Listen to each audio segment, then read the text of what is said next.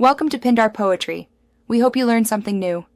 You start by opening the Photos app and navigating straight to Recently Deleted. This folder holds items for up to 30 days. Once there, inspect timestamps and tap Select to mark the images you need. Make sure you have a stable Wi-Fi connection and enough storage on the destination. Backups fail on low space. Immediately proceed to recover or export. This first action rescues the files from permanent deletion and prepares them for transfer to your backup location.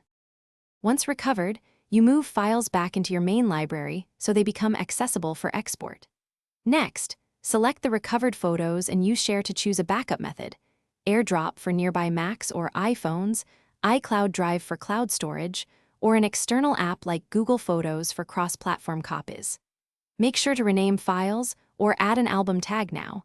That organization prevents duplicates and speeds any bulk transfer that follows.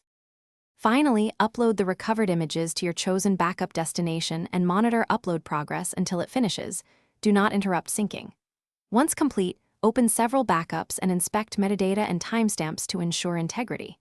If transfer fails, try again or switch methods. Use a wired computer transfer over USB for large batches because it's more reliable. If problems persist, clear app cache, free device storage, and repeat the export. That often results.